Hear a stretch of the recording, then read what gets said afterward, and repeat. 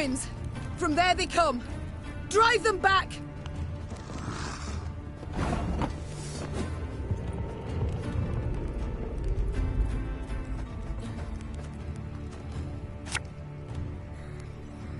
Catch!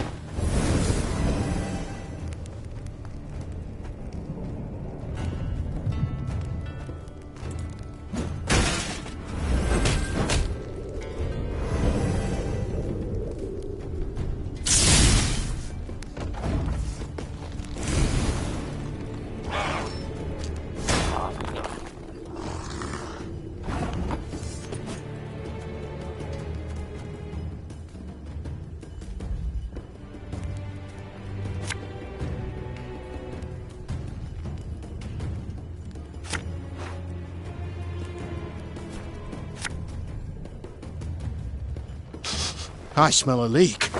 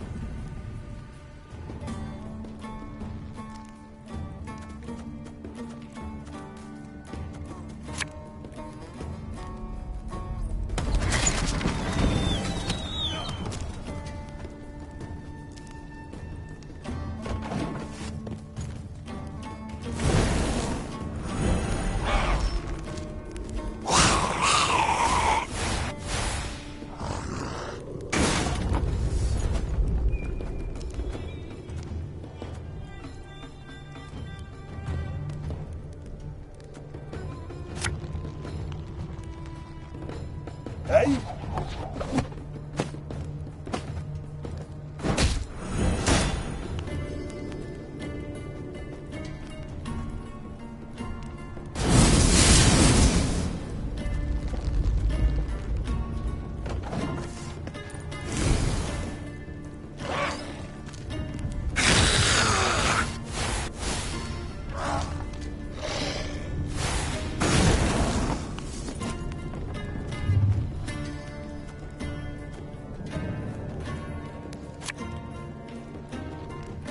Feel any burning? See a local healer or wise woman.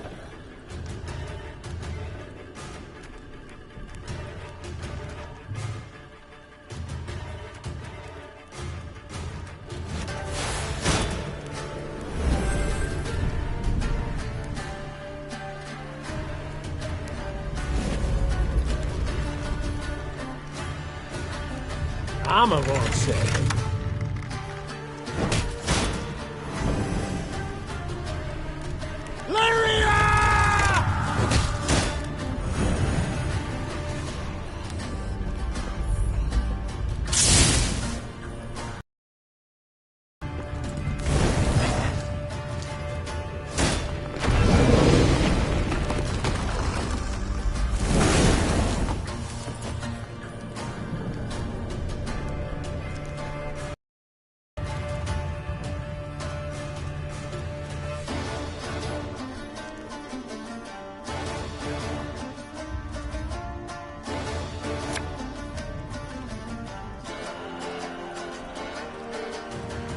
Ever have a storm knock out one of your teeth?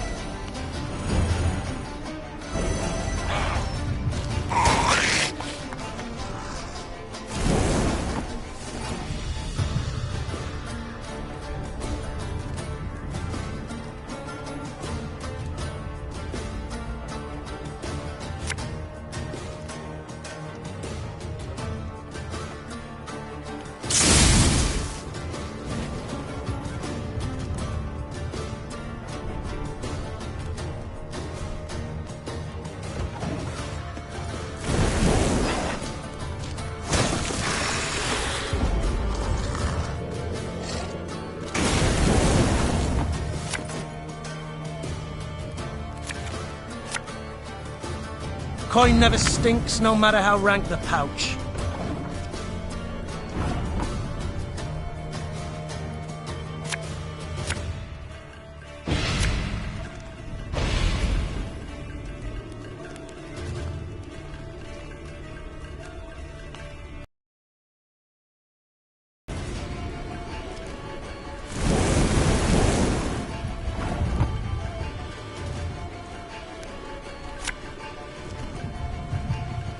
I'd hoped we could solve this some other way.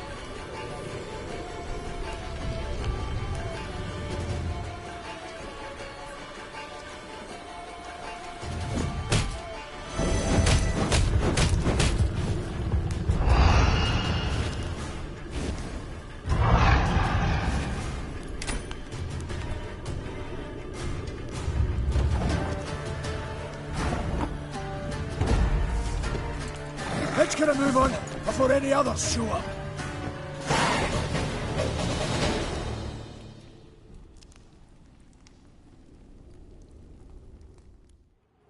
As soon as the fight was done, Mirko Vidmar ran towards a crate that stood on a pedestal, slipping on the now bloody floor. When the dwarf lifted the lid, precious stones spilled out. Your heirloom? This? Asked the Queen, rather puzzled. I thought a pipe that belonged to your grandfather more likely. Seems to me Brother Mirko wasn't wholly candid with us. This here's no heirloom, no family souvenir. It's the treasure trove of Clan Vidmar. We thought it gone for good. Pressed for the truth, Mirko admitted no family sentiment had prompted this expedition. The dwarf had planned to leave Mahakam and start a new life among humans. Yet he did not wish to do so without... I can't stand to stay here a moment longer.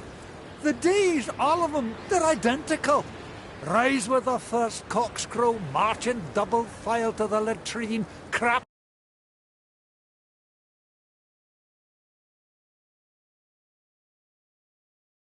on command, 12 hours down the shaft and home to sleep. Mirko complained. Want a wifey? Put in an application. In triplicate. Care to snip your beard? Elders got to approve it. You want to add buttermilk, not cream, to your mushroom soup? Clan council's got to debate it. How's a dwarf not to get balmy? I understand the lad, no two ways about it. Gabor sighed. But I feel it's my duty to remind yous that what Mirko's going and doing here, well, there are laws. Treasure's due the Elder-in-Chief, not to Mirko, that's one. Second, any dwarf that wants to leave Mahakam can't take nothing but his breeches, his dixie, and his coat. So, brief like, consider well afore you make your decision, Your Grace.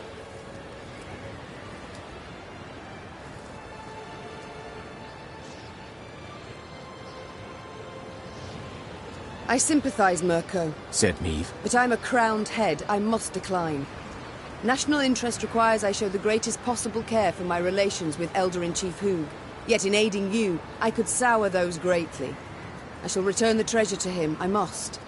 While you do what you will. Mirko Vidmar swore under his breath, then jostled his way through the Lyrian infantry and into the mountains.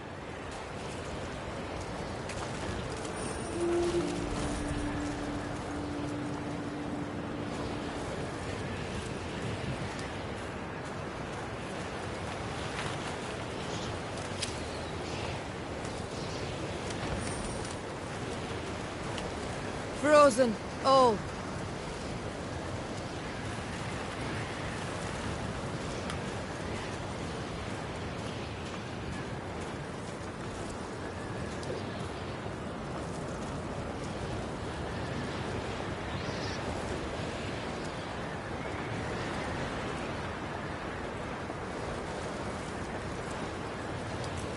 The Lyrians rode a narrow, winding path along the rocky ridge.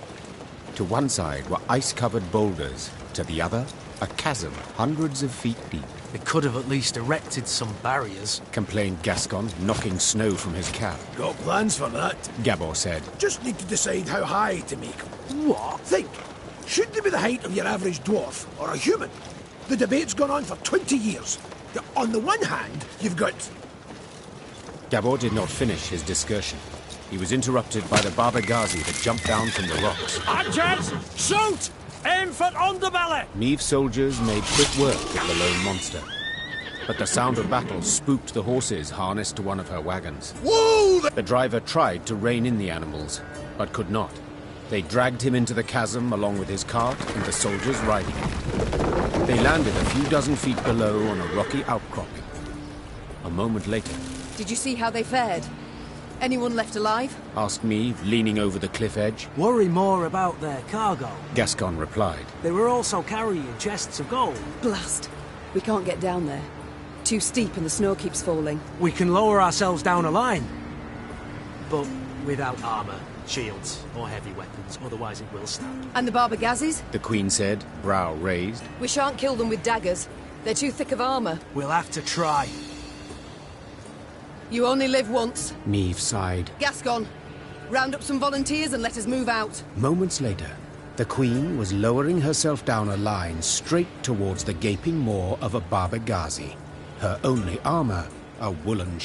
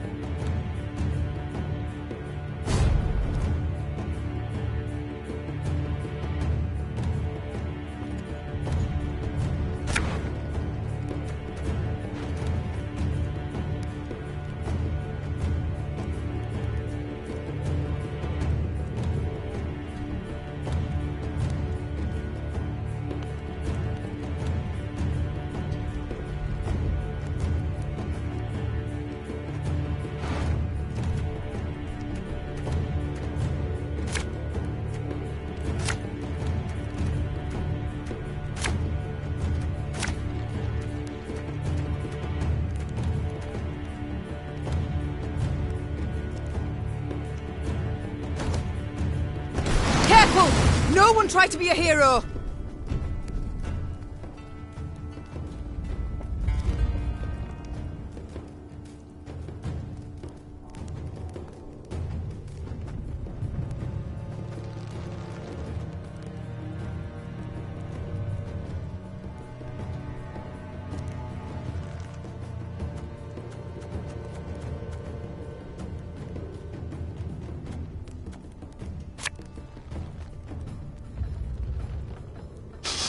I smell a leak.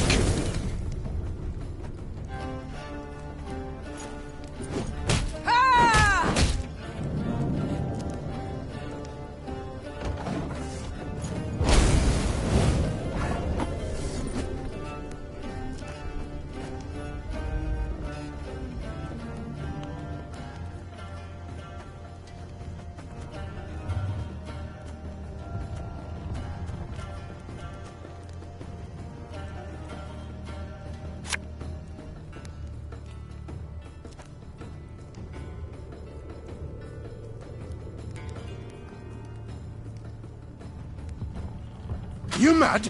Don't shake that!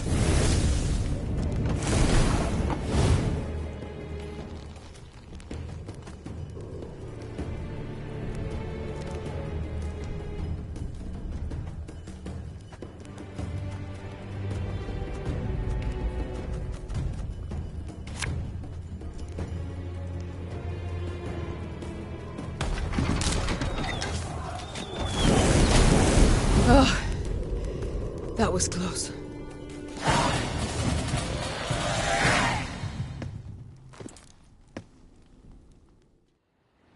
Bereft of sword and shield, Meave could not withstand a single blow. She thus danced atop the frozen snow, deftly dodging the Baba Ghazi's lightning-fast strikes, while delivering but a few well-aimed hits of her own. To their eyes, ears. When the last monster fell lifeless to the ground, Meave walked up to the shattered wagon. The soldiers it had carried were bruised, frostbitten, but alive. Your Grace! Soon enough, all were safely back on the path. The admiration Meave saw in her soldiers' eyes would...